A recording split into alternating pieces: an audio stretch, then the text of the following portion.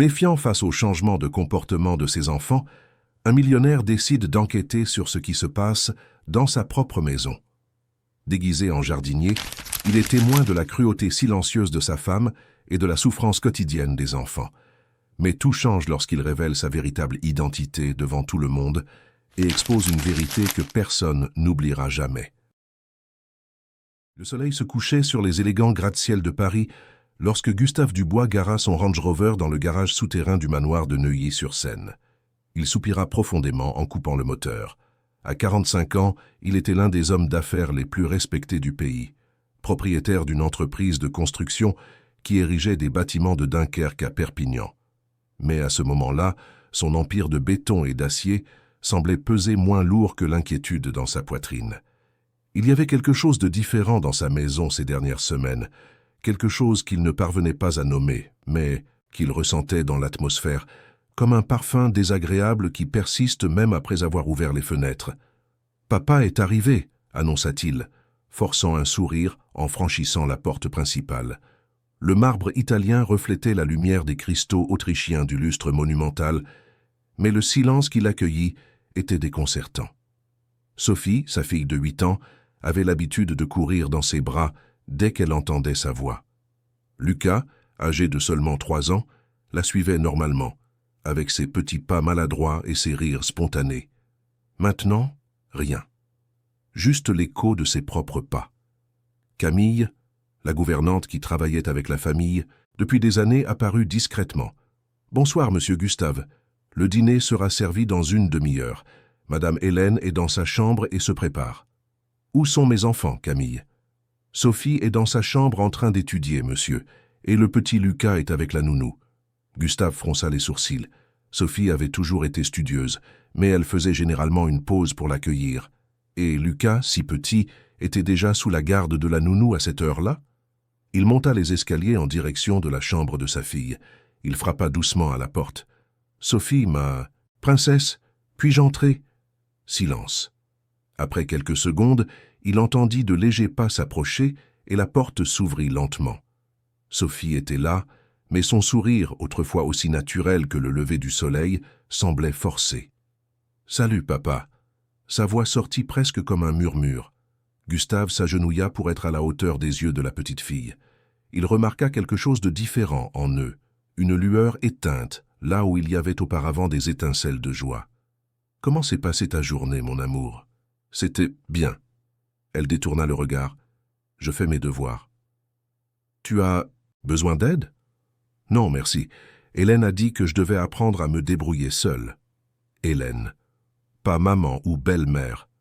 Juste Hélène. Gustave remarqua le changement, mais ne commenta pas. « Puis-je voir Lucas avant de dîner ?» Sophie hésita un instant, comme si elle pesait soigneusement ses prochains mots. « Il dort. Hélène a dit qu'il avait besoin de discipline pour l'heure du coucher. » À 19 heures? C'était étrange.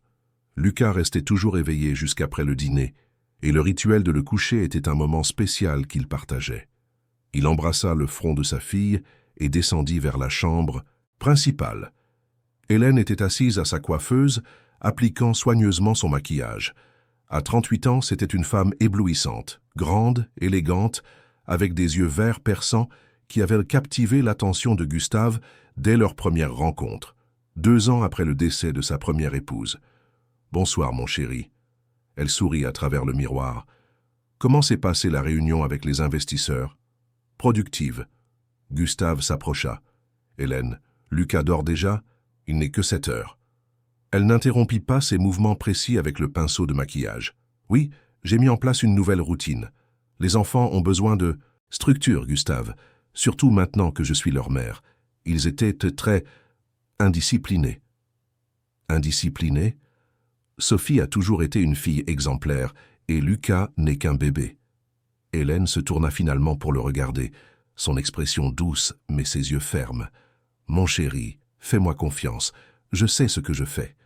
Tu as toi-même dit que tu voulais que je prenne plus de responsabilités avec les enfants afin que tu puisses te concentrer sur les affaires. C'est exactement ce que je fais. » Gustave hésita. Il était vrai qu'il avait demandé plus de soutien avec les enfants, surtout maintenant que l'entreprise de construction s'étendait vers le sud-est, mais quelque chose ne lui semblait pas juste. « Je voulais juste le voir avant qu'il ne dorme. Demain tu le verras. Maintenant il a besoin de se reposer. » Elle se leva gracieusement. « Allons dîner. J'ai demandé au chef de préparer cette langouste que tu adores. » Pendant le dîner, Gustave observa Hélène parler avec animation des préparatifs du bal de bienfaisance qu'elle organiserait le mois suivant. Elle était présidente d'une fondation qui aidait les enfants défavorisés, une ironie qui ne lui échappa pas à ce moment-là. En montant se coucher, Gustave fit un détour par la chambre de Lucas. Il ouvrit la porte silencieusement et vit son fils dormir, le petit visage illuminé par la lampe de chevet en forme de fusée. Il s'approcha et remarqua quelque chose d'étrange. L'ours en peluche que Lucas adorait, cadeau de sa défunte mère, n'était nulle part. Le garçon ne dormait jamais sans lui. Les jours suivants, Gustave commença à prêter plus attention. Sophie, autrefois extravertie et bavarde, parlait à peine pendant les repas. Lucas semblait confus, comme s'il ne comprenait pas pourquoi sa routine avait changé si radicalement. Et il y avait quelque chose dans les regards que les enfants adressaient à Hélène. Ce n'était pas de l'amour ou du respect, c'était de la peur. Un après-midi, en rentrant plus tôt à la maison, il entendit des pleurs provenant de la cuisine. Il suivit le bruit et trouva Sophie consolée par une jeune femme qu'il ne reconnut pas immédiatement. « Tout va bien, ma chérie. Ce n'était qu'un verre. Les accidents arrivent. » La voix de la jeune femme était douce, réconfortante. En remarquant sa présence, toutes deux sursautèrent. « Monsieur Dubois. » La jeune femme se redressa rapidement. « Nous ne vous attendions pas si tôt. »« Et vous êtes... » »« Louise Durand, monsieur. J'ai commencé cette semaine. J'aide au ménage et avec les enfants si nécessaire. » Sophie essuya rapidement ses larmes et tenta de sourire. « Papa, j'ai cassé un verre. C'était sans faire exprès. »« Tout va bien, ma princesse. Comme l'a dit Louise, les accidents arrivent. » Mais quelque chose dans le regard de sa fille le perturba profondément. C'était un regard de soulagement qu'il soit là, comme si sa présence représentait une protection. « Où est Hélène ?»« Madame Dubois est sortie déjeuner avec ses amis. Elle devrait rentrer bientôt, » répondit Louise, tout en finissant de nettoyer les débris. Cette nuit-là, Gustave ne parvint pas à dormir. Il se tourna et se retourna dans son lit, observant Hélène dormir tranquillement à ses côtés. Son esprit était rempli de questions. Était-il en train d'imaginer des choses? Était-ce seulement le stress des affaires qui affectait son jugement? Il décida de parler à Hélène le matin, mais elle le dissuada avec des explications plausibles pour tout. Sophie traversait simplement une phase d'introversion, courante chez les enfants après un nouveau mariage. Lucas s'adaptait à une routine plus structurée, bénéfique pour son développement. Tout était parfaitement raisonnable. Mais la semaine suivante, un coup de téléphone de l'école de Sophie changea tout. « Monsieur Dubois, nous sommes préoccupés par Sophie. Elle est très renfermée, ne participe pas aux activités et aujourd'hui, pendant le cours de sport, nous avons remarqué des marques sur ses bras. » Interrogée, elle a dit qu'elle était tombée de l'escalier, mais le sang de Gustave se glaça. Des marques? Sophie n'avait jamais été maladroite. En interrogeant Hélène sur le sujet, elle répondit avec une irritation contenue. « S'il te plaît, Gustave. Les enfants tombent, les enfants se blessent. Si chaque parent était appelé à l'école pour une égratignure, personne ne travaillerait. Mais Sophie n'a jamais eu l'habitude de se blesser ainsi. Eh bien, peut-être ne la connais-tu pas aussi bien que tu le penses. Tu as toujours été trop occupé avec tes bâtiments et tes réunions. » Les mots le frappèrent comme un coup de poing. Il était vrai qu'après la perte de sa femme, il s'était plongé dans le travail. Mais il avait toujours cru avoir maintenu un lien spécial avec ses enfants. Cette nuit-là, dans son bureau, Gustave examina les caméras de sécurité du manoir. Il n'y avait rien de compromettant. Hélène semblait la belle-mère parfaite, lorsqu'elle savait qu'elle était observée. Mais cela ne fit qu'accroître sa méfiance. Il devait voir au-delà de la façade, il devait savoir ce qui se passait quand il n'était pas là. C'est alors qu'un plan commença à se former dans son esprit. Un plan drastique, peut-être même insensé, mais qui pourrait révéler la vérité. Il aurait besoin d'aide, d'une préparation minutieuse et, par-dessus tout, de courage pour affronter ce qu'il découvrirait. Gustave Dubois, le puissant homme d'affaires habitué à tout contrôler, n'aurait jamais imaginé que son plus grand défi serait de découvrir ce qui se passait au sein de sa propre maison. Le matin était clair dans le quartier de Neuilly-sur-Seine, lorsqu'un homme d'âge moyen, mal rasé et vêtu de vêtements simples, franchit les portes du manoir des Dubois. Il portait une boîte à outils usée et marchait avec une légère courbure des épaules, très différente de la posture impeccable que Gustave Dubois affichait normalement. « Bonjour, monsieur Antoine. Je suis René, le nouveau jardinier. L'agence m'a envoyé. » L'accent du sud-est sonnait convaincant, résultat d'heures de pratique devant le miroir.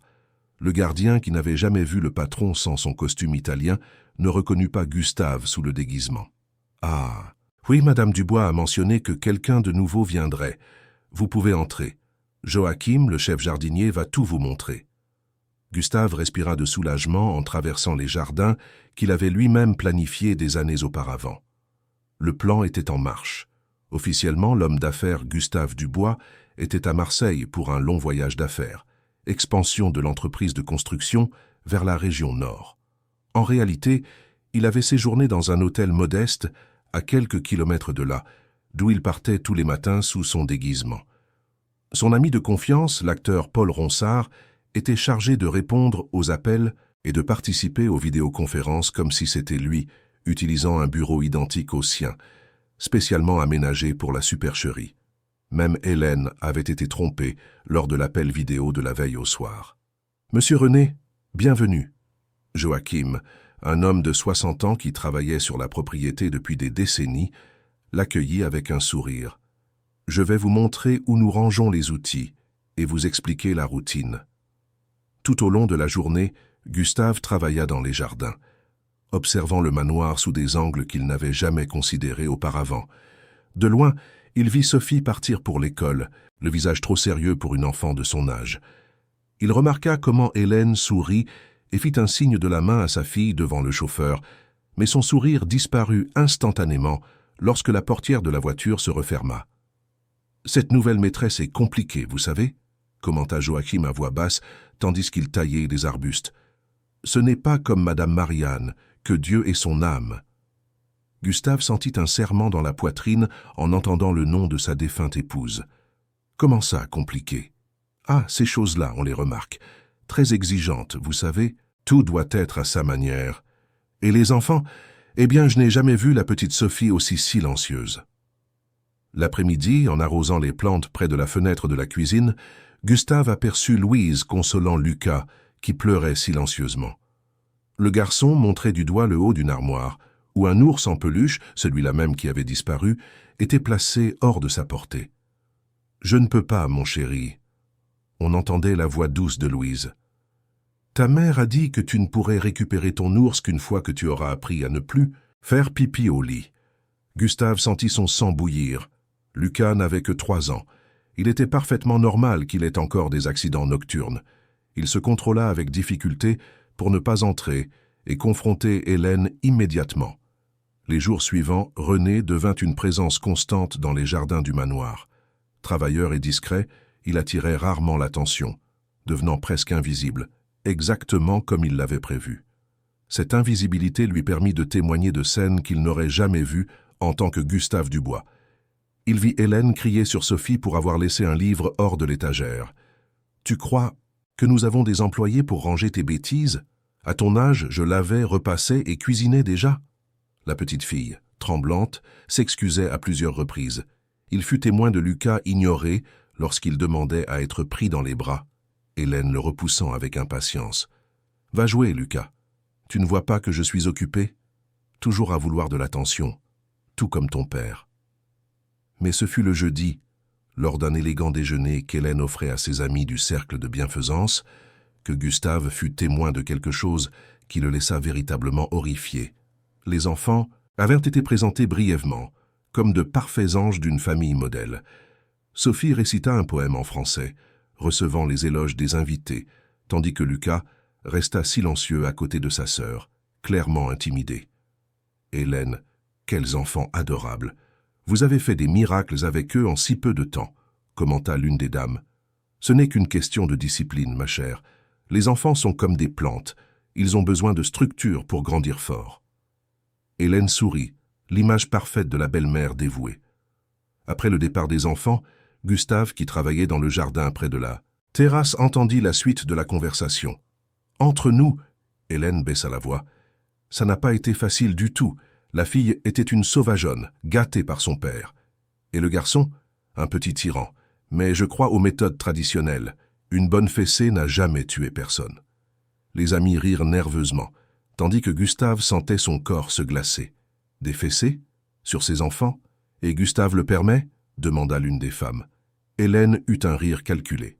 Gustave est trop occupé à construire la France pour se soucier des détails domestiques. Il m'a donné carte blanche pour éduquer les enfants, comme je l'entends. Et franchement, il ne remarque même pas la différence. Cette nuit-là, dans sa chambre d'hôtel, Gustave parvint à peine à retenir ses larmes de rage et de culpabilité. Comment n'avait-il pas remarqué avant? Comment avait-il permis que cela arrive? La réponse était douloureusement claire. Son absence, sa confiance aveugle en Hélène, son incapacité à voir au-delà de la façade parfaite qu'elle maintenait. Le lendemain, équipé d'un petit enregistreur caché dans la poche de sa chemise, René retourna au travail. Il était déterminé à recueillir des preuves concrètes des abus d'Hélène avant de la confronter. Vers 10 heures du matin, alors qu'il travaillait près de la fenêtre de la salle de musique, il entendit Hélène donner une leçon à Sophie. « Non, non et non, tu joues comme une débutante !» Hélène frappa la table avec force. Le piano était une passion que Sophie avait héritée de sa mère biologique. « Désolée, Hélène, je vais essayer à nouveau. »« Ne m'appelle pas Hélène, je suis ta mère maintenant, tu comprends? Ta mère. » Mais la voix de Sophie trembla. Le son d'une gifle coupa l'air. Gustave faillit laisser tomber ses outils. « Pas de mais. Ta mère est partie et ne reviendra plus. Plus tôt tu l'accepteras, mieux ce sera pour nous tous. » À ce moment-là, Louise entra dans la pièce. « Excusez-moi, madame, puis-je servir un jus à Sophie? Elle étudie depuis tôt ce matin. »« Personne n'a demandé ton opinion, Louise. » La voix d'Hélène était glaciale. « Sophie doit apprendre que la perfection exige des sacrifices. Quand elle jouera le morceau entier sans erreur, elle pourra boire de l'eau. Pas de jus, de l'eau. Mais madame, elle n'est qu'une enf... Un mot de plus et tu es à la porte. Compris ?» Gustave entendit les pas de Louise s'éloigner, suivis par le son du piano qui recommençait, interrompu occasionnellement par les critiques dures d'Hélène. À midi, quand Hélène sortit pour un rendez-vous, Gustave en profita pour s'approcher de Louise, qui servait le déjeuner aux enfants sur la véranda arrière. « La patronne est toujours comme ça ?» demanda-t-il négligemment, tout en faisant semblant d'examiner une plante grimpante. Louise regarda autour d'elle nerveusement avant de répondre « Pas toujours. Seulement quand M. Dubois n'est pas là, c'est là que ça se gâte. » « Et les enfants, comment gèrent-ils ça? » Sophie est forte, vous savez, elle protège son frère comme elle peut, mais elle est de plus en plus renfermée. Et le petit Lucas, parfois je crois qu'il a oublié comment sourire. Gustave sentit un nœud dans la gorge. « Et personne ne fait rien? » « Faire quoi?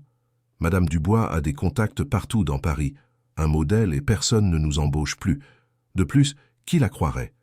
C'est la parfaite dame de la société, organisatrice d'événements caritatifs. » Louise soupira. « Mais je n'abandonne pas. Je fais ce que je peux pour les enfants. »« Comment ça? » ?»« Je garde d'eux. La nourriture quand elle les prive de dîner. Je les console quand ils pleurent en cachette. Parfois, je désobéis même à des ordres directs pour les protéger. » Louise sourit tristement. « Je ne peux pas changer leur monde, mais je peux être cette île de gentillesse au milieu de la tempête. » À cet instant, Gustave sut qu'il avait trouvé une alliée.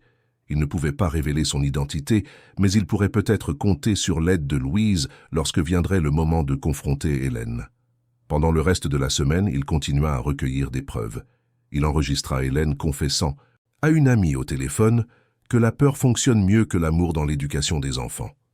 Il documenta comment elle manipulait les apparences, se transformant en belle-mère parfaite lorsqu'il y avait des visites ou lorsqu'elle parlait à Gustave par vidéo. Le moment décisif vint quand, la deuxième semaine de son déguisement, il trouva Sophie pleurant en cachette dans le jardin arrière. « Qu'est-ce qu'il y a, petite ?» demanda-t-il gentiment, gardant l'accent du sud-est. Sophie hésita, mais quelque chose dans la gentillesse du jardinier la fit confier. « C'est l'anniversaire de ma mère aujourd'hui, de ma vraie mère. J'ai fait un dessin pour elle, comme tous les ans. » Elle montra un papier froissé. Mais Hélène l'a trouvé et Sophie ne put finir. Gustave prit le papier avec des mains tremblantes. C'était un dessin coloré d'une femme aux cheveux longs entourés de cœurs, avec l'inscription « Je t'aime, maman, tu me manques ». Il était déchiré en deux, réparé avec du ruban adhésif. À ce moment-là, Gustave Dubois prit sa décision. Il était temps de mettre fin au déguisement et de confronter Hélène. Ses enfants avaient trop souffert pendant trop longtemps. Le jardinier René avait rempli sa mission. Il était temps que le père revienne. Le vendredi matin se leva avec une atmosphère tendue au manoir Dubois. Hélène avait annoncé un important déjeuner de bienfaisance qui aurait lieu là même, auquel plusieurs figures éminentes de la société parisienne seraient présentes. Selon elle, ce serait l'occasion parfaite de montrer au monde la famille exemplaire que nous avons bâtie. Gustave, toujours dans le rôle de René, fut chargé de préparer le jardin pour l'événement. Tandis qu'il travaillait sous le soleil ardent, son esprit élaborait le plan final. Après presque 2 semaines infiltré dans sa propre maison, il avait suffisamment de preuves des mauvais traitements d'Hélène. L'enregistreur, dans sa poche, contenait des heures de conversations révélatrices et de témoignages des employés. « Monsieur René ?» La voix douce de Louise interrompit ses pensées. Elle s'approcha avec un verre d'eau. « Il fait très chaud aujourd'hui. »« Merci, mademoiselle. » Gustave accepta le verre, gardant l'accent du sud-est. Louise regarda autour d'elle pour s'assurer qu'ils étaient seuls. « Hélène est insupportable aujourd'hui. Elle a dit que si le déjeuner n'était pas parfait, il y aurait des conséquences. » « Des conséquences ? Pour les enfants.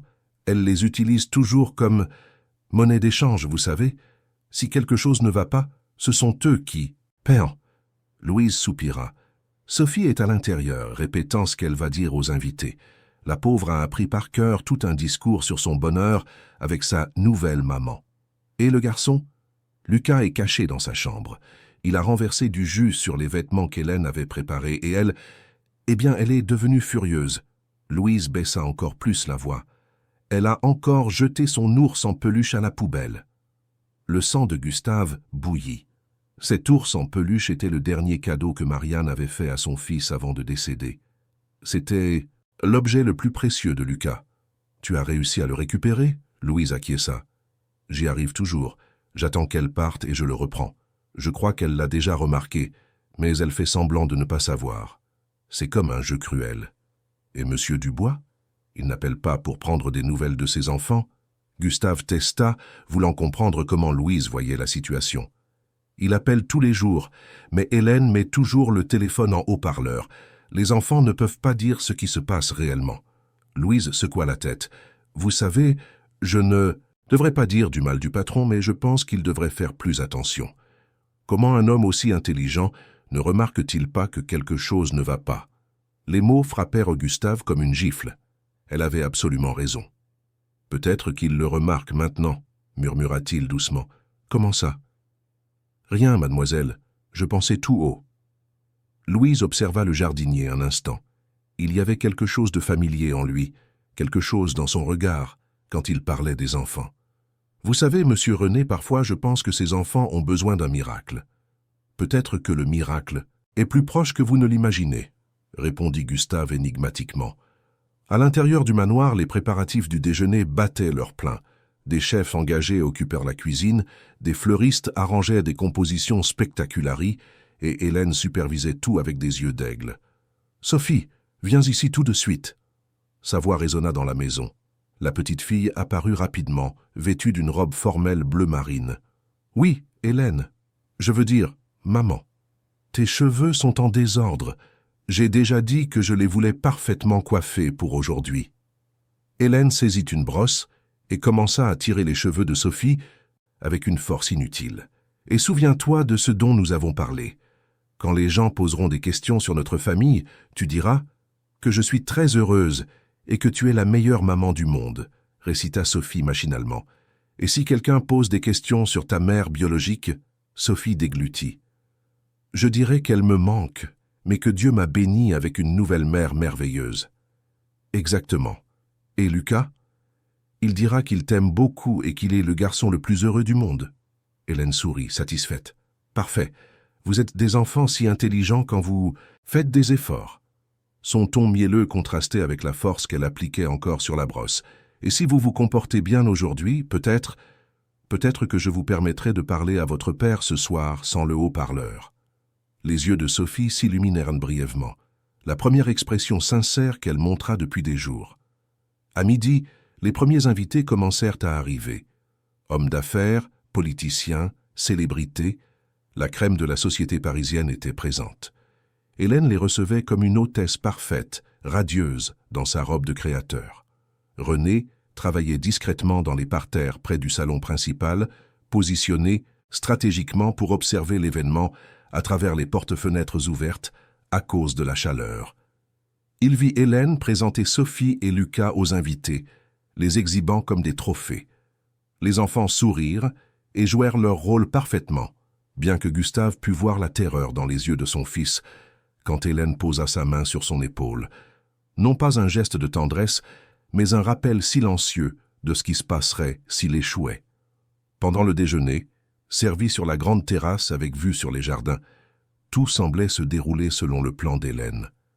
Les invités louaient de nourriture, la décoration et surtout la famille parfaite qu'elle avait bâtie. « Hélène, vous êtes un exemple pour nous toutes », commenta l'épouse d'un sénateur. « Prendre en charge 2 enfants et les transformer en petits anges, cela doit être très gratifiant. »« C'est ma plus grande fierté », répondit Hélène, souriant tandis que ses ongles parfaitement manucurés caressaient le bras de Sophie avec une pression visible seulement pour celui qui observait attentivement. Ce fut alors que l'inévitable se produisit.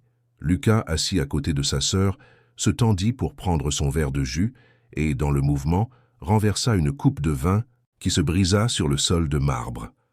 Le silence fut instantané. Le visage d'Hélène se transforma pour une fraction de seconde, un éclair de fureur qui laissa bientôt place à un sourire compréhensif. « Les accidents arrivent », dit-elle aux invités, mais ses yeux transmettaient un message très différent au garçon. Lucas commença à trembler visiblement, et Sophie lui tint la main sous la table. « Louise, nettoie ça immédiatement », ordonna Hélène. Tandis que Louise s'agenouillait pour ramasser les débris, Hélène profita du moment de distraction des invités pour murmurer à l'oreille de Lucas « Tu vas le regretter plus tard, espèce de maladroit. » Gustave, observant tout, sentit son cœur se serrer. L'enregistreur dans sa poche avait capturé chaque mot, mais à ce moment-là, il réalisa qu'il n'avait plus besoin de preuves. Il était temps d'agir. L'après-midi, après le départ des invités, Hélène réunit les employés dans le salon principal. L'événement fut un succès, mais il y a eu des failles inacceptables. Son ton était glacial. « Louise, pourquoi le petit Lucas avait-il du jus? J'avais spécifiquement ordonné qu'il ne boive que de l'eau. »« Pardon, madame, j'ai pensé qu'il avait soif et... »« Tu n'es pas payée pour penser quoi que ce soit. » Hélène l'interrompit. « Ta fonction est de suivre les ordres. C'est un avertissement formel. Une erreur de plus et tu es renvoyée. »« Mais madame, il n'est qu'un enfant, » osa argumenter Louise. « Un enfant qui a besoin d'apprendre la discipline. » Hélène s'approcha, intimidante. « Et tu interfères avec mon autorité de mère. Avec tout le respect que je vous dois, madame, ce que vous faites n'est pas de la discipline, c'est de la cruauté. » Un silence pesant tomba sur la pièce. Les autres employés regardèrent le sol, évitant de s'impliquer. Hélène sembla choquée par l'audace de l'employé. « Tu es renvoyé. Maintenant. Ramasse tes affaires et sors de ma maison dans 15 minutes. » Louise ne recula pas. « Les enfants ont besoin de quelqu'un pour les défendre. »« Les enfants sont à moi maintenant, » siffla Hélène. « Et ils n'ont pas besoin d'une petite employée curieuse. Dehors. Et tu peux oublier toute référence. Je m'assurerai personnellement que tu ne travailles dans aucune maison décente de cette ville. » Ce fut à ce moment que Gustave, toujours vêtu comme René, entra dans la pièce. « Je ne crois pas, Hélène. » Tous se retournèrent, surpris par l'intrusion du jardinier. Hélène fronça les sourcils. « Qu'est-ce que cela signifie? Qui vous a permis d'entrer ici? » « Antoine. » Elle appela le gardien. Gustave fit un pas en avant, retirant sa casquette et sa fausse barbe. « Pas besoin d'appeler qui que ce soit, Hélène. Je suis chez moi. » Le choc fut visible sur le visage de tous, surtout sur celui d'Hélène, qui pâlit instantanément. Les employés regardaient stupéfaits, incapables de croire que le jardinier silencieux des 2 dernières semaines était, en réalité, le patron. « Gustave, qu'est-ce que cela signifie? Tu devrais être à Marseille !» Hélène balbutia, sa contenance s'effondrant. « Je ne suis jamais partie de Paris, Hélène. J'ai passé les 2 dernières semaines à observer comment tu traites mes enfants quand tu crois que personne ne te voit. C'est absurde. Tu es fou? Te déguiser en employé dans ta propre maison? Non, Hélène. Fou serait de continuer à te permettre de maltraiter Sophie et Lucas. Gustave sortit l'enregistreur de sa poche. J'ai tout enregistré ici. Chaque cri, chaque menace, chaque moment de cruauté. Hélène tenta de reprendre le contrôle. Gustave, mon chéri, tu interprètes tout de travers. La discipline n'est pas de la cruauté. Je ne faisais que... Assez de mensonges, là. Voix de Gustave tonna dans la pièce. La discipline n'est pas d'humilier un enfant. Ce n'est pas de le priver de nourriture. Ce n'est pas de détruire le dernier lien qu'il a avec sa mère décédée. Sa voix faiblit à ce point. C'est de l'abus, Hélène, et c'est fini. À ce moment-là, Louise remarqua quelque chose en haut de l'escalier. Sophie était là, tenant la main de son frère, tous deux observant la scène avec des yeux écarquillés. « Papa ?» La voix de Sophie n'était qu'un murmure. « C'est vraiment toi ?» Et pour la première fois depuis des semaines, un sourire authentique illumina le visage de Gustave Dubois. « Papa !» Sophie dévala les escaliers en courant. Lucas juste derrière, ses petits pieds trébuchant sur les marches. Gustave ouvrit les bras, s'agenouillant pour les recevoir. L'impact faillit le faire tomber lorsque les enfants se jetèrent dans ses bras, s'accrochant à lui comme des naufragés à un morceau de bois. « Tu es revenu, tu es vraiment revenu !» répétait Sophie entre 2 sanglots, son visage enfoui dans l'épaule de son père. Lucas ne disait rien, se contentant de serrer le cou de Gustave avec force, comme s'il craignait qu'il ne puisse disparaître à nouveau. L'odeur familière du parfum de son père semblait l'apaiser, même au milieu de la confusion. Hélène observait la scène avec un mélange de colère et de calcul dans ses yeux. Ses doigts serraient le bord de la table avec tant de force que ses jointures étaient blanches. « Les enfants !» essaya-t-elle, sa voix soudainement douce. « Pourquoi n'allez-vous pas jouer à l'étage pendant que votre père et moi discutons? Il doit y avoir un malentendu ici. » « Il n'y a aucun malentendu, » répondit Gustave fermement, toujours en serrant ses enfants dans ses bras. « Et ils n'ont pas besoin de... partir. Cette conversation les concerne autant que nous. » Le visage d'Hélène se durcit un instant, mais elle retrouva rapidement son expression contrôlée. « Gustave, soyons raisonnables. Ce que tu as fait est complètement irrationnel. Espionner ta propre femme? Te déguiser en employé? Est-ce le comportement de quelqu'un de mentalement stable? N'essaie pas d'inverser la situation, Hélène. » Gustave se leva, tenant Lucas dans ses bras, tandis que Sophie s'accrochait à sa jambe. « J'en ai vu assez. J'en ai entendu assez. »« Et qu'est-ce que tu penses exactement avoir vu ?» Hélène croisa les bras, adoptant une posture défensive. « Une belle-mère essayant d'imposer des limites à des enfants qui en ont clairement besoin?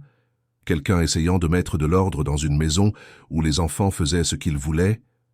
De l'ordre ?» La voix de Gustave s'éleva, mais il respira profondément, se contrôlant à cause des enfants. « Tu appelles ordre le fait de priver une enfant de 8 ans de dîner parce qu'elle a renversé un verre, ou de cacher l'ours en peluche d'un garçon de 3 ans comme punition pour avoir mouillé son lit? Ce n'est pas de la discipline, Hélène, c'est de la cruauté. » Hélène rit sans humour. « Tu as toujours été trop mou avec eux, Gustave. C'est pourquoi ils avaient besoin d'une main ferme. » « Une main ferme ?» Gustave serra Lucas protecteur contre sa poitrine. « Tu n'avais pas le droit? J'avais tout le droit. » Hélène l'interrompit, élevant la voix. « Tu m'as mise dans le rôle de leur mère. Tu as dit que tu me faisais confiance pour les élever pendant que tu développais tes affaires.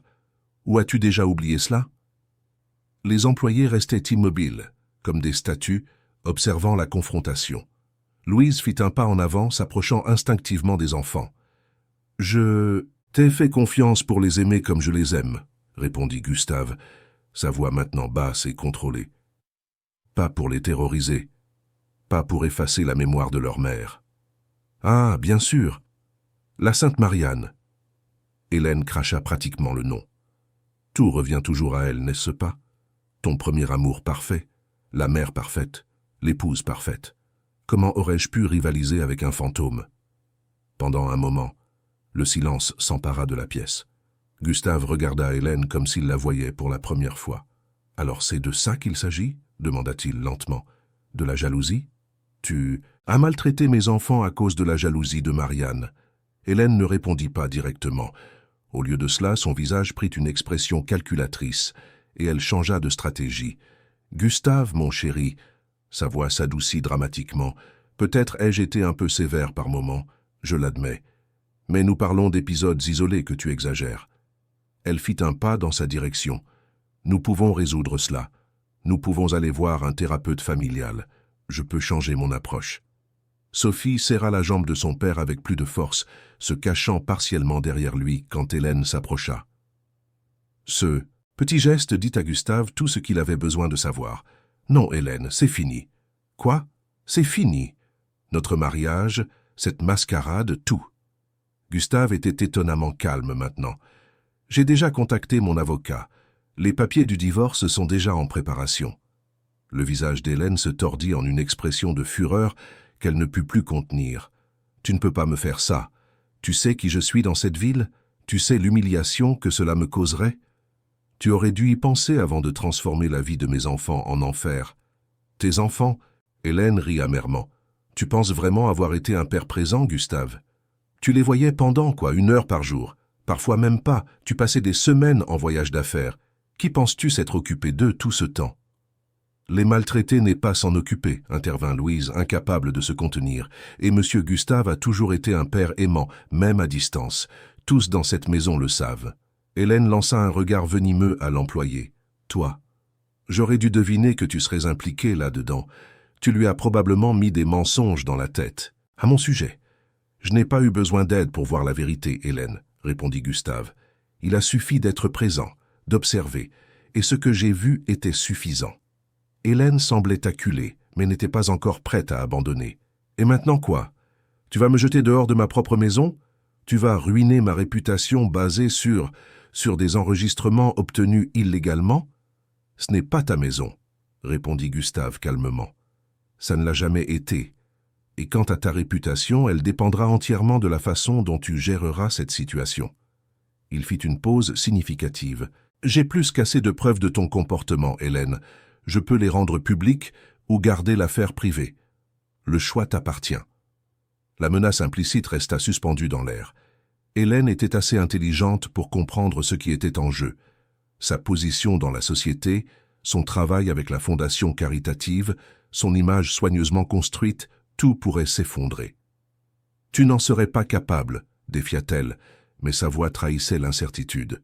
« Pour mes enfants, je serais capable de bien plus. » Le regard de Gustave était implacable. « Maintenant, tu as 2 options. Tu peux partir discrètement, accepter les termes du divorce, que mon avocat proposera, et poursuivre ta vie loin de nous. Ou tu peux te battre et j'utiliserai chaque enregistrement, chaque témoignage, chaque preuve que j'ai recueillie ces 2 semaines. » Hélène regarda autour d'elle, vers les visages des employés qui témoignaient de tout. Elle vit la détermination dans les yeux de Gustave, le peur dans les yeux des enfants. Lentement, la réalité de sa situation commença à pénétrer son armure d'assurance. « Combien de temps ai-je pour partir ?» demanda-t-elle finalement, sa voix froide. « Jusqu'à la fin de la journée. Une voiture vous attendra pour vous conduire à un hôtel. Vos effets personnels seront envoyés ultérieurement. » Gustave ne montrait aucune émotion maintenant. « Camille vous accompagnera pendant que vous rangez vos affaires. » Hélène lança un dernier regard aux enfants qui se recroquevillèrent visiblement. Pendant un instant, quelque chose ressemblant au regret passa dans ses yeux mais fut rapidement remplacé par l'indifférence. « Tu vas le regretter, Gustave. Aucune femme ne voudra prendre en charge tes enfants difficiles après avoir su comment tu traites tes épouses. Je préfère rester seul pour le reste de ma vie plutôt que de soumettre mes enfants à quelqu'un comme toi à nouveau, » répondit-il simplement. Hélène ouvrit la bouche, comme pour dire autre chose, mais changea d'avis. Avec un dernier regard froid, elle se retourna et monta les escaliers, suivie par Camille. Quand elle disparut à l'étage, Gustave relâcha finalement l'air qu'il n'avait même pas remarqué retenir. Il s'agenouilla de nouveau pour être à la hauteur de ses enfants. « Tout va bien maintenant, » murmura-t-il, les serrant dans ses bras. « Tout va bien. Papa est là, et ne va nulle part. » Sophie le regarda avec des yeux larmoyants. « Tu savais, n'est-ce pas? C'est pour ça que tu t'es déguisé en René ?» Gustave acquiesça. « Je sentais que quelque chose n'allait pas, que vous n'étiez pas heureux, mais je devais voir par moi-même ce qui se passait quand je n'étais pas là. « C'est pour ça que tu m'as parlé dans le jardin ?» demanda Sophie, se souvenant des moments où le jardinier avait été gentil avec elle. « Oui, ma princesse, je voulais être proche de vous, vous protéger, même si vous ne saviez pas que c'était moi. » Lucas, qui était resté silencieux jusque-là, parla finalement. « René a ramené mon ours en peluche. » Gustave sourit, luttant contre les larmes. « Oui, champion, et personne ne te prendra plus ton ours en peluche, je te le promets. » Les autres employés commencèrent à se disperser discrètement, laissant à la famille un peu d'intimité. Seule Louise resta proche, son visage reflétant un mélange de soulagement et d'émotion. Gustave la regarda par-dessus la tête des enfants. « Merci, dit-il simplement, de les avoir protégés quand je ne le pouvais pas. » Louise secoua la tête. « Je n'ai rien fait de spécial, monsieur, juste ce que toute personne décente ferait. »« Non, » Gustave désapprouva. « Tu as risqué ton emploi, ta réputation. C'est bien plus que ce que la plupart feraient. » Il fit une pause. « Et, s'il te plaît, appelle-moi Gustave. » Une légère rougeur colora les joues de Louise, qui détourna le regard, embarrassée. Le moment fut interrompu par Lucas, qui tira la manche de son père. « Hélène va revenir ?» demanda-t-il, la peur évidente dans sa voix enfantine. « Non, mon amour. » Gustave embrassa le haut de sa tête. « Hélène ne reviendra pas, plus jamais. » Sophie regarda son père avec un sérieux au-delà de son âge. « Tu nous as menti. Tu as dit que tu étais René. » Gustave soupira. « Oui, ma princesse. J'ai menti et je m'en excuse. C'était mal, même si mon intention était de vous protéger. » Il regarda directement dans les yeux de sa fille. « Je promets que je ne vous mentirai plus jamais. » Sophie réfléchit un instant, puis acquiesça gravement. « D'accord, mais tu dois aussi promettre que tu ne voyageras plus autant. » « Je le promets. » La réponse fut immédiate et sincère. « À partir de maintenant, vous êtes ma priorité numéro 1. » De l'extérieur, on entendit le bruit d'une voiture qui partait. Hélène quittant le manoir des Dubois pour la dernière fois. Personne ne bougea pour regarder par la fenêtre ou faire ses adieux. Au lieu de cela, Gustave se leva, portant toujours Lucas, et tendit la main à Sophie. « Et si on allait prendre un goûter? Je parie que vous avez faim. » Sophie sourit, le premier sourire authentique depuis des semaines. « On peut manger de la glace avant le dîner ?»« Aujourd'hui, » répondit Gustave avec un clin d'œil, « on peut faire tout ce qu'on veut. » Tandis que la famille se dirigeait vers la cuisine, Louise les observait avec un sourire discret. La tempête était passée, mais la reconstruction serait un long processus. Il y avait des blessures à guérir, de la confiance à restaurer. Mais en voyant Gustave avec ses enfants, elle sut qu'ils parviendraient à surmonter cela ensemble. Ce qu'aucun d'eux ne remarqua fut le petit objet qu'Hélène laissa tomber intentionnellement dans l'escalier en partant, une clé USB contenant des informations qu'elle considérait comme son assurance. La bataille principale avait peut-être pris fin, mais Hélène Lebrun n'était pas quelqu'un qui acceptait facilement les défaites. Et tandis que sa voiture s'éloignait du manoir, elle planifiait déjà son prochain mouvement. 3 mois s'étaient écoulés depuis le départ dramatique d'Hélène du manoir du Bois. Au début, les avocats des 2 parties menèrent une bataille féroce en coulisses. Hélène menaçait d'exposer de prétendues irrégularités dans les affaires de Gustave, informations qu'elle avait recueillies pendant le mariage. En contrepartie, il conservait les enregistrements des mauvais traitements comme sa propre arme. Au final, un accord silencieux prévalut. Hélène recevrait une généreuse compensation financière, à condition de signer un accord de confidentialité et de s'engager à ne plus jamais tenter de contacter les enfants. Pour quelqu'un comme elle, l'argent parla plus fort que la vengeance. 1 semaine après la signature des papiers, elle s'embarqua pour l'Europe, où, selon les journaux mondains, elle commençait un nouveau chapitre dans sa carrière philanthropique. La vérité derrière les gros titres importait peu à la famille Dubois. Ce qui importait, c'était qu'elle était loin. Au manoir, la vie retrouvait progressivement un nouveau rythme. Gustave avait drastiquement réduit ses voyages d'affaires et réorganisé son emploi du temps pour être présent au petit déjeuner et au dîner tous les jours. Les réunions importantes étaient reportées si elles coïncidaient avec des représentations scolaires ou des rendez-vous médicaux des enfants. L'entreprise de construction continuait de prospérer, mais maintenant avec un PDG qui comprenait que son plus grand projet était de reconstruire sa famille. Par un samedi matin ensoleillé, le jardin du manoir était particulièrement animé. Une table avait été dressée sous le grand manguier, décorée de ballons colorés et d'un gâteau fait maison. Lucas fêtait ses 4 ans, et pour la première fois depuis longtemps, il semblait véritablement heureux. « Papa, regarde ce que j'ai fait !» Le garçon courait sur la pelouse, exhibant un avion en papier qu'il avait lui-même plié avec l'aide de Sophie. « Waouh, c'est incroyable, champion !» Gustave applaudit, observant son fils avec fierté. Sophie, maintenant âgée de 9 ans, était assise à table, aidant Louise à organiser les petites douceurs. Son visage avait retrouvé des couleurs, et le sourire, autrefois si rare, redevenait fréquent. « Tu crois que j'ai mis trop de truffes au chocolat ?» demanda la petite fille, analysant critiquement son œuvre. Louise sourit. « On n'a jamais trop de truffes au chocolat, Sophie. » La relation entre Louise et la famille s'était considérablement transformée ces derniers mois. Après le départ d'Hélène, Gustave avait officiellement promu Louise de femme de ménage à gouvernante de la maison avec un salaire substantiellement plus élevé et de nouvelles responsabilités. Mais, en pratique, son rôle était bien plus important. Elle était devenue une présence constante et réconfortante pour les enfants, une confidente pour Sophie et une figure maternelle pour Lucas. « Monsieur Gustave, le gâteau est prêt pour que nous chantions joyeux anniversaire quand vous le souhaitez », annonça Camille, sortant de la cuisine avec un plateau de petits fours salés. « Je crois que nous pouvons attendre encore un peu. Il manque encore quelques invités, » répondit-il, consultant sa montre. La fête était petite et intime, seulement quelques amis de l'école, les enfants de certains employés de l'entreprise de construction et la famille. Gustave avait décidé que c'était mieux ainsi, un environnement sûr où Lucas pourrait vraiment s'amuser sans la pression d'un événement social élaboré comme Hélène avait l'habitude d'organiser. Sophie s'approcha de son père, s'asseyant à ses côtés sur le banc du jardin. « Papa, tu crois que maman serait heureuse de nous voir maintenant ?» Gustave passa son bras autour des épaules de sa fille.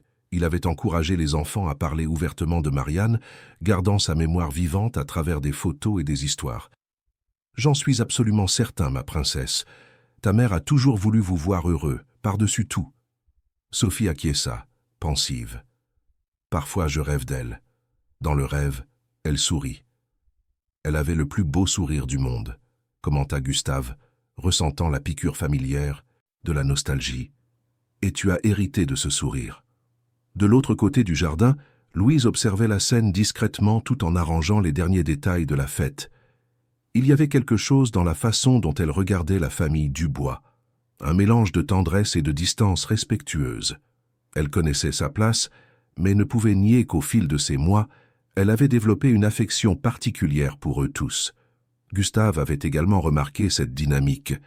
Plusieurs fois, il s'était surpris à observer Louise quand elle ne s'en rendait pas compte. La manière douce dont elle parlait aux enfants, son rire spontané et la dignité avec laquelle elle accomplissait son travail.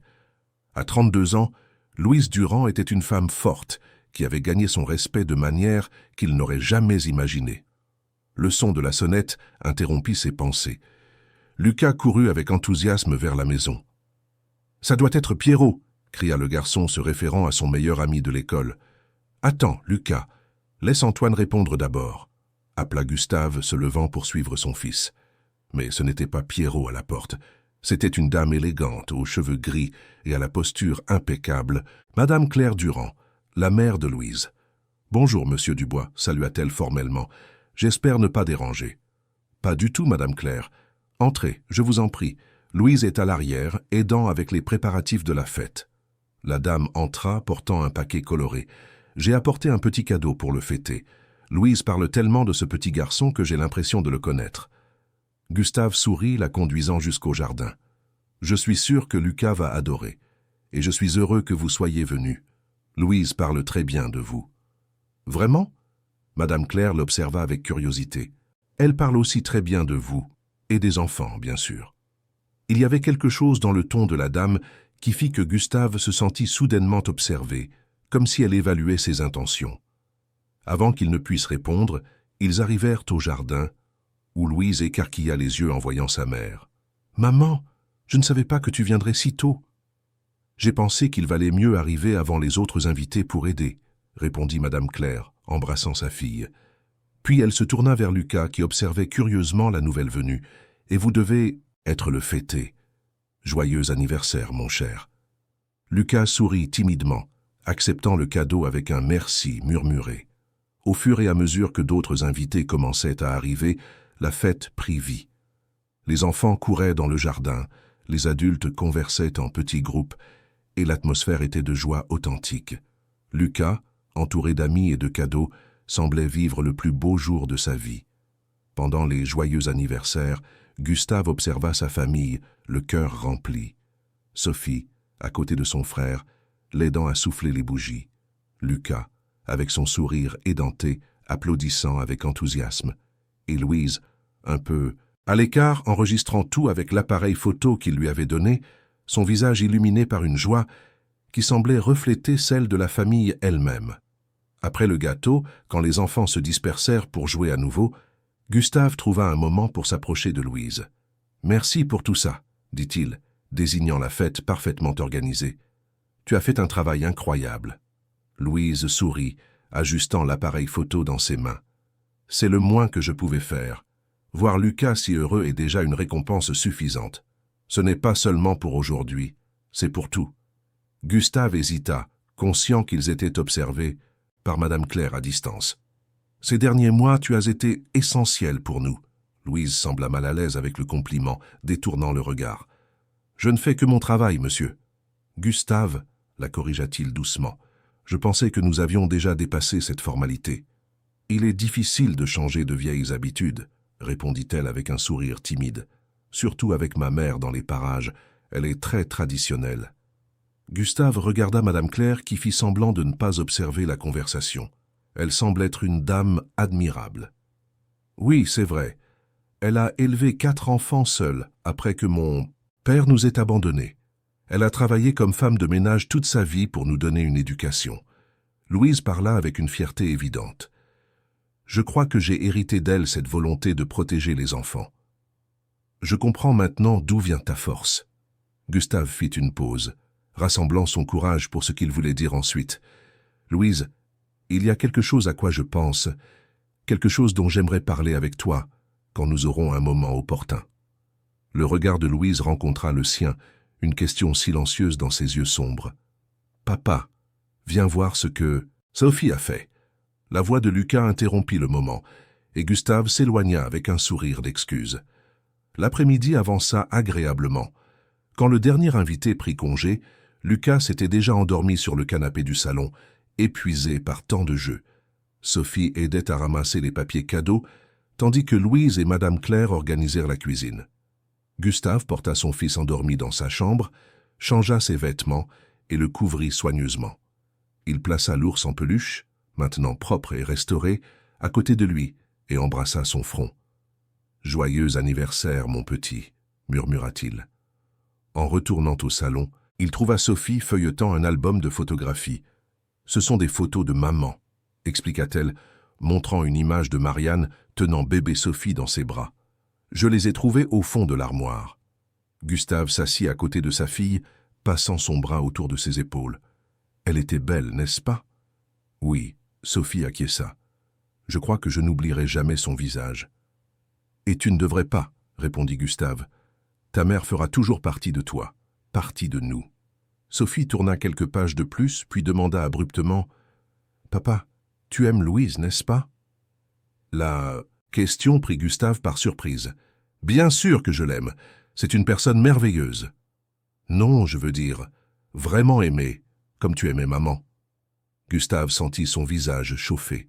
« Pourquoi demandes-tu ça, ma princesse ?»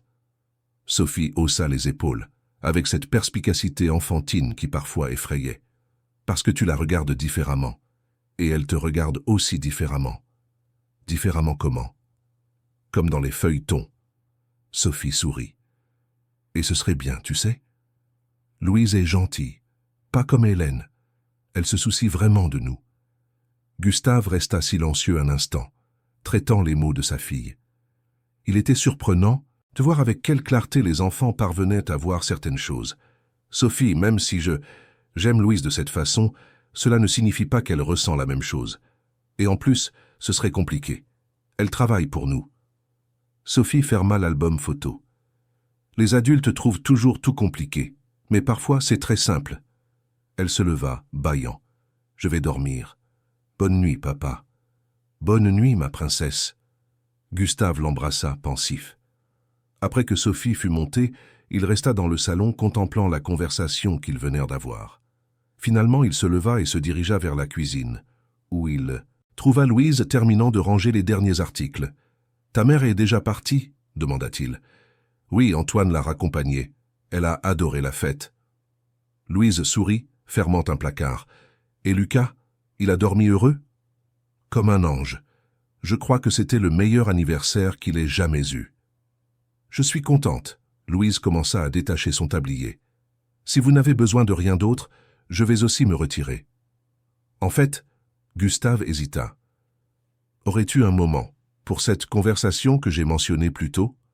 Louise s'arrêta, ses mains toujours sur le nœud de son tablier. « Bien sûr. » Ils se dirigèrent vers la véranda arrière, où la nuit de printemps était agréablement douce. Les lumières du jardin créaient une ambiance chaleureuse, et au loin, l'horizon de Paris brillait comme un tapis d'étoiles. « C'est à propos de ton travail, ici, » commença Gustave, choisissant ses mots avec soin. « Je comprends. » Le visage de Louise se ferma légèrement. « S'il y a quelque chose que je ne fais pas correctement... »« Non, ce n'est rien de tout ça, » Gustave l'interrompit gentiment. « En fait, c'est le contraire. Tu as été extraordinaire, plus que ce que nous aurions pu espérer. » Louise se détendit, un peu, mais semblait toujours appréhensive. « Ce que je veux dire, c'est que tu es devenue bien plus qu'une employée pour cette famille, Louise. Tu en fais partie maintenant. Les enfants t'adorent. Il marqua une pause, rassemblant son courage. « Je t'admire profondément. » Les yeux de Louise s'écarquillèrent légèrement, et une rougeur subtile colora ses joues. « Monsieur, Gustave, je n'ai fait que ce que toute personne de bon cœur ferait. »« Non, » il désapprouva fermement. « Ce n'est pas n'importe qui risquerait son emploi pour protéger des enfants qu'elle connaissait à peine. Ce n'est pas n'importe qui reconstruirait la confiance d'un garçon traumatisé ou deviendrait la confidente d'une fille qui a perdu sa mère. Tu es spéciale, Louise. Et moi, eh bien, j'aimerais explorer la possibilité de mieux te connaître. » Louise le fixa, semblant momentanément sans voix. « Je sais que c'est compliqué, » continua-t-il. « Tu travailles ici, il y a une différence sociale entre nous, et peut-être que tu ne ressens même pas la même chose. Mais après tout ce que nous avons traversé, j'ai appris que la vie est trop courte pour ne pas être honnête avec nos sentiments. » Louise trouva finalement sa voix. « Gustave, je ressens aussi quelque chose. Mais tu as raison, c'est compliqué. J'ai peur de la façon dont cela affecterait ma relation avec les enfants si ça ne marchait pas. »« Je comprends tes craintes, » répondit-il, « et je les respecte complètement. Je ne demande pas de réponse maintenant. En fait, j'ai une proposition différente. »« Quelle proposition ? » ?»« J'aimerais t'inviter à dîner. Pas ici, pas en tant qu'employé et patron. Dans un restaurant, comme deux personnes apprenant à se connaître en dehors de ces rôles. » Louise sourit lentement. « Ça, je peux l'accepter. » Le soulagement et la joie sur le visage de Gustave étaient évidents. « Excellent. Que dirais-tu de vendredi prochain ? » Vendredi serait parfait. Un silence confortable tomba entre eux, rempli seulement par les sons nocturnes du jardin et de la ville au loin. « Je crois que je devrais y aller maintenant, » dit finalement Louise. « Demain sera une longue journée de nettoyage après la fête. »« Bien sûr, » Gustave acquiesça. « Bonne nuit, Louise. »« Bonne nuit, Gustave. » Tandis qu'elle s'éloignait, Gustave resta sur la véranda, observant le ciel étoilé. Il ne savait pas exactement ce que l'avenir lui réservait, mais pour la première fois depuis longtemps, il ressentait une véritable espérance. La douleur du passé serait toujours là, la perte de Marianne, la trahison d'Hélène, la souffrance que ses enfants avaient endurée. Mais maintenant, il y avait aussi la possibilité de guérison, d'un nouveau départ. Dans le manoir silencieux, les blessures du passé commençaient à cicatriser. Sophie recommençait à sourire comme avant. Lucas parlait de plus en plus, perdant progressivement sa peur. Et Gustave, l'homme qui s'était autrefois déguisé pour découvrir la vérité dans sa propre maison, pouvait maintenant enfin être lui-même, un père dévoué, un homme en processus de guérison, quelqu'un qui avait appris de la manière la plus difficile qu'aucune richesse du monde ne se compare au véritable amour familial. Pendant ce temps, à l'étage, Sophie était arrêtée à la porte de la chambre de son frère, l'observant dormir. Dans sa main, elle tenait une photo de leur mère biologique qu'elle avait séparée de l'album. Soigneusement, elle la plaça sur la table de chevet de Lucas, à côté de l'ours en peluche. « Bonne nuit, maman », murmura-t-elle. « Prends soin de nous de là-haut, d'accord ? Je crois que les choses vont bien se passer maintenant. » Et cette nuit-là, pour la première fois depuis longtemps, tous au manoir du Bois dormirent en paix, sans peur du lendemain. Chers auditeurs, nous espérons que l'histoire de Gustave et de ses enfants a touché votre cœur. Pour plus d'histoires émouvantes comme celle-ci, nous avons préparé une playlist spéciale qui explore les liens familiaux et la force du véritable amour. Retrouvez-la en cliquant sur le lien à gauche. Si ce récit vous a ému, n'oubliez pas de vous abonner à notre chaîne et de laisser un j'aime sur la vidéo. Chaque jour, nous vous proposons des histoires uniques qui explorent la complexité des relations humaines et le pouvoir de la résilience. Ne manquez pas nos prochains contenus. Nous sommes impatients de lire vos commentaires sur le dénouement de la famille du